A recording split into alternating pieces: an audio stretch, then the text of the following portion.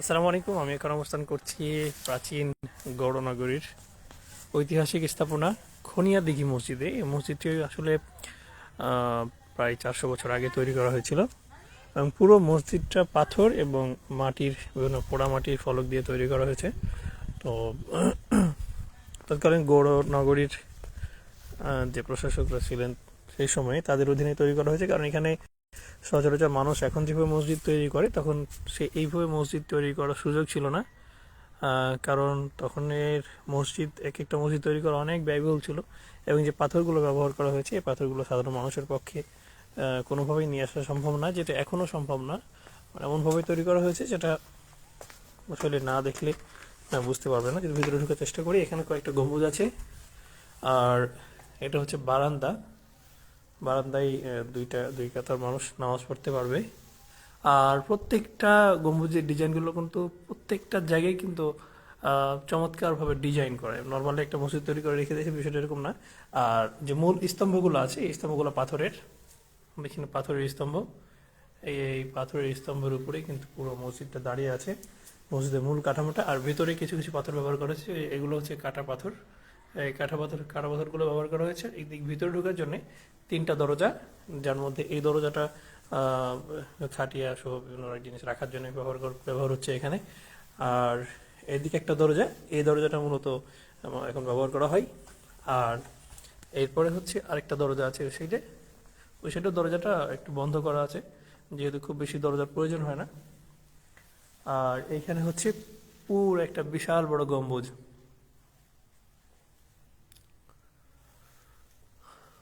দেখছেন, এই গম্বুজটা সবচেয়ে বড়। বাইরে তিনটা গম্বুজ এবং ভিতরে একটা গম্বুজ, মোট চারটা গম্বুজের মসজিদ আছে। এইদিকে একটা দরজা আছে, কাঠের দরজা, আর বের হওয়ার দরজা সম্ভবত এটা। আর এইগুলো এইদিকে একটা দরজা আছে, দুই দিকে দুইটা দরজা আছে। আর এখানে মেম্বারের এই পুরো অংশটা কিন্তু পাথরের তৈরি। যদি ভালোভাবে খেয়াল করেন তাহলে দেখবেন পুরো অংশের কাঠামোগুলো কিন্তু পাথরের তৈরি, কারণ পাথর ছাড়া নর্মালি এভাবে জানালা দাঁড় করানো খুবই মুশকিল, যে কোনো মুহূর্তে ভেঙে পড়তে পারে। আর এইভাবে তৈরি করা হয়েছে বলেই কিন্তু শত শত বছর ধরে কোনো ক্ষয়ক্ষতি ছাড়াই আল্লাহর রহমতে এখনও টিকে আছে মসজিদটা। শত শত বছরে তো অনেকবারই ভূমিকম্প হয়েছে, প্রতি বছরই ভূমিকম্প, বিভিন্ন সময় ভূমিকম্প হয়। এই ভূমিকম্প, বিভিন্ন দুর্যোগ, বিভিন্ন সমস্যা, জটিলতার মধ্যেও কিন্তু টিকে আছে। বন্যা সহ নানান ধরনের যে প্রাকৃতিক দুর্যোগগুলো হয়ে থাকে, এই দুর্যোগগুলো মোকাবেলা করে কিন্তু এই মসজিদ টিকে আছে আল্লাহর রহমতে। তো এই মসজিদটা ঠিক আছে বলে আমরা দেখতে পাচ্ছি, এবং তখন কিন্তু খুবই যত্নের সাথে তৈরি করা হয়েছে। আসলে তখন যে কারুকার্যগুলো তৈরি করা হয়েছে এবং এখনো যুগেও কিন্তু এই কার্যগুলো, এত মেশিনের যুগেও কিন্তু এগুলো তৈরি করা খুবই মুশকিল। প্রত্যেকটা ফুল কিন্তু চমৎকারভাবে ডিজাইন করা এবং প্রত্যেকটা পাথর কেটে কেটে তৈরি করা হয়েছে। এরকম না যে কিছু ইট খোদাই করা হয়েছে আর বাকিগুলো রেখে দেওয়া হয়েছে, না, প্রত্যেকটা ইটই কিন্তু খোদাই করে রাখা হয়েছে। আর এখানে এখানে ফুলের ডিজাইন করা হয়েছে, ওইখানে ফুলের ডিজাইন করা হয়েছে। এখানে গোলাপ ফুলের মতো বড় একটা ফুল আছে। এই চারিদিকে পাথর, কোথাও পাথর আবার কোথাও পোড়ামাটি, প্রত্যেকটা কিন্তু আলাদা আলাদাভাবে চমৎকার চমৎকার ফুল তৈরি করা হয়েছে। তো এগুলো আসলে তৈরি করা মানে তখনের যুগে তৈরি করা, এখনই হয়তো আর্টিফিশিয়াল যুগে আমরা অনেক কিছু করতে পারি। আমরা যেহেতু মেশিনের যুগে বিভিন্ন মেশিনারি, বিভিন্ন টুলস ইউজ করে আমরা কিন্তু তৈরি করতে পারি এখন, কিন্তু এখনও কিন্তু এটা বিরল যে এত যত্ন সহকারে, এত কষ্ট পরিশ্রম করে সাধনা করার পর একটা মসজিদ তৈরি করা, এটা কিন্তু এখনও দেখতে পাওয়া যায় না সেভাবে। এই নকশাগুলো এমনভাবে তৈরি করা হয়েছে যে আজও বিরল। শত শত বছর আগে তখনের সেই রাজারা, তখনের যে দায়িত্ব শাসকরা, তখনের যে সুলতানরা, তারা তৈরি করেছেন, তাদের অধীনেই তৈরি করা হয়েছে এই মসজিদগুলো। প্রজাদের সুবিধার জন্য, নামাজের জন্য এই মসজিদগুলো তৈরি করা হয়েছে।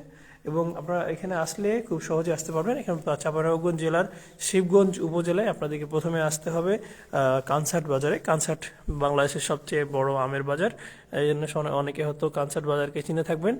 এরপর কানসাট বাজার পার হয়ে আপনাদেরকে সিএনজি বা অটো রিক্সায় আপনাকে চলে আসতে হবে এই সোনা মসজিদে। সোনা মসজিদ স্থলবন্দর সংলগ্ন এই জায়গাটি একটু ভিতরে কোনো একটা অটো বা কোনো একটা রিক্সা নিলে আপনাকে চলে আসতে পারবেন, বা সিএনজিতে আসতে পারেন। রাস্তাটা একটু খারাপ, কিন্তু আসলে একটু কষ্ট করে আসলে আপনার মন ভালো হয়ে যাবে আশা করি। চারিদিকে বিভিন্ন যে স্তম্ভগুলো আছে, স্তম্ভগুলো পাথরের, সামনের জায়গাটা পাথরের এবং মাঝে মাঝে পাথরের বিম ব্যবহার করা হয়েছে, এই পাথরের স্তর ব্যবহার করা হয়েছে, কাটা পাথর যেগুলো। আর বাকি পুরো অংশটাই কিন্তু পোড়া মাটির ফলক দিয়ে তৈরি করা হয়েছে। আর উপরে যে গম্বুজগুলো, এই গম্বুজগুলোর ভিতরে কিন্তু ভেতরের সাইডে ব্যবহার করা হয়েছে পোড়ামাটির ইট বা পোড়ামাটির টালি ব্যবহার করা হয়েছে। বাড়িতে যদি দেখার চেষ্টা করি চারিদিক, এখানে কিন্তু চারিদিকে আম বাগান, আম বাগানের আচ্ছাদিত এলাকার ভিতরে কিন্তু এই মসজিদটা তখন তৈরি করা হয়েছিল। হয়তো তখন এই জায়গায় লোকজন বাস করতো, এখন সেরকম লোকজন খুব কম, দূর দূরান্তে কিছুটা, একেবারে মসজিদ লাগোয়া কোনো বাড়িঘর চোখে পড়ছে না, সবগুলো একটু দূরে দূরে। এই হচ্ছে মসজিদের বাইরের অংশ।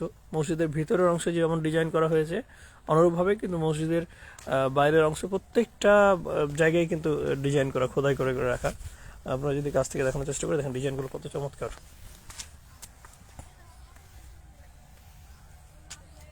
প্রত্যেকটা রুমে কিন্তু এক এক আলাদা আলাদাভাবে ডিজাইন করা, প্রত্যেকটা প্রত্যেকটা অংশই কিন্তু আলাদা আলাদা ডিজাইন। এইটা হচ্ছে এক ধরনের ডিজাইন করা। আবার যদি এইটা দেখানোর চেষ্টা করি, এটা ডিজাইন চেঞ্জ করা হয়েছে, এটা আলাদা ধরনের ডিজাইন করা। আবার তার নিচের আরেকটি স্তরে যদি যাই, এখানে আরেক ধরনের ডিজাইন করা। আরেকটি স্টেপ যদি নামি, তাহলে এখানে আরেক ধরনের ডিজাইন করা। মানে এক একটা স্তর এক এক ধরনের ডিজাইন করে তারা রেখে গেছেন আমাদের জন্য, আমাদের পূর্বপুরুষরা। তো তাদেরকে ধন্যবাদ দিতেই হয়, কারণ তারা যে যত্ন সহকারে যেভাবে তৈরি করেছেন, আজকে আমরাও কিন্তু এই আধুনিক যুগেও কিন্তু এগুলো তৈরি করতে পারিনি। এগুলো কিছু অংশ মনে হচ্ছে নষ্ট হয়ে যাচ্ছে, এগুলা এগুলা নষ্ট হয়ে যাচ্ছে মনে হচ্ছে। এগুলো সংরক্ষণ করলে আরো ভালো হবে, আরো অনেকদিন টিকে থাকা সম্ভব। আচ্ছা, এইগুলো এবার নষ্ট হয়ে যায় না, এই চুনের মতো? এটা এটা সংরক্ষণ করার জন্য কেউ আপনার করে না, দেখে না, দেখাশোনা করে না? এরশাদের আমলে করেছে, খালেদা জিয়ার আমলে করেছে, আর এখন কেউ করে না। ও আচ্ছা আচ্ছা, কিন্তু এগুলো তো আপনার এই স্যাঁতসেঁতে হয়ে যাওয়ার কারণে মানে নষ্ট হচ্ছে এই জায়গাগুলো, না? এই জায়গাগুলো নষ্ট হয়ে যাচ্ছে।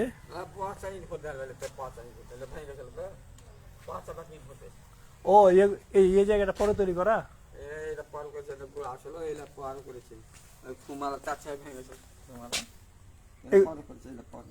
এই ডিজাইনগুলো পরে করা? ও মানে ওরকম একই রকম করার চেষ্টা করেছে, কিন্তু পরে করেছে। আর ওইটা হচ্ছে ওই যে নষ্ট ইট বলছেন, এটা কতদিন আগে ভেঙেছিল? কতদিন আগে ভেঙেছিল এটা? ও আপনারাও দেখেননি, শুনেছেন?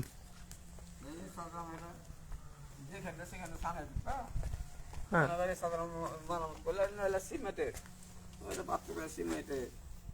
ভেঙেছিল, এটা ভেঙে খালি পুরো আসলো। আর খালজার আমলে করলে কি, এই ড্রেন করলে, দুয়ার জ্বালা করে দিলে, বাংলা করে দিলে, এই গাছা মসজিদ আছে, জনকাল মসজিদ, ওটা ছটা গম্বুজ করেছে, ভেঙে পড়া হলো। গম্বুজ করেছে, ভেঙে গেছিল ভাঙার পরে? তার মানে ওইটা ভাঙার পরে ঠিক করেছে? ও পশ্চিম দিকে আর দক্ষিণ দিকে তার দিয়ে আসলো আর কি, খোলা করে। আচ্ছা, ওটা পাথর ঠুমালা পড়া হলো, খোলা করে আবার ঠিক করলে। হুম,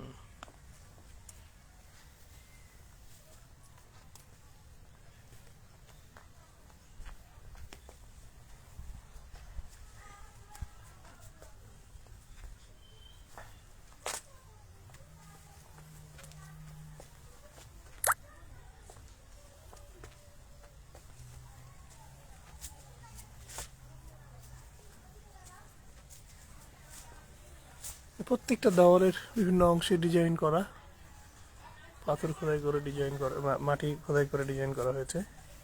কিছু অংশে কিছু কিছু সমস্যা দেখা দিচ্ছে, এগুলো যদি একটু ভালোভাবে সংরক্ষণ করতো তাহলে আরো বেশি দিন টিকে থাকতো বলে মনে হচ্ছে।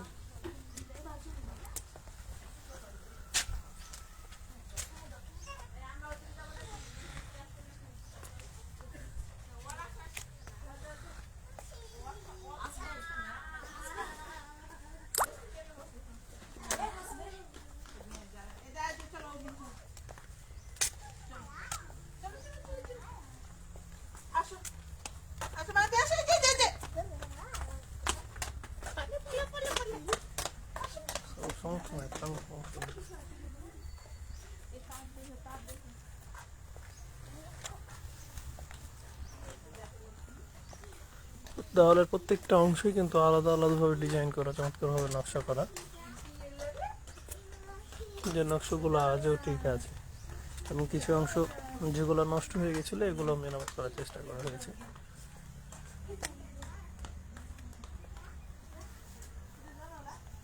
এই হচ্ছে মসজিদের বর্তমান অবস্থা।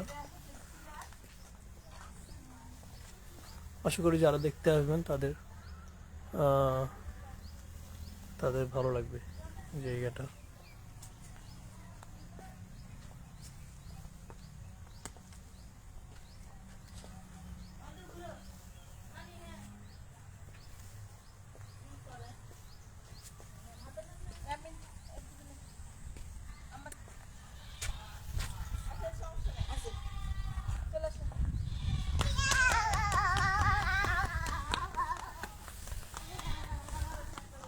এই হচ্ছে পুরো মসজিদ।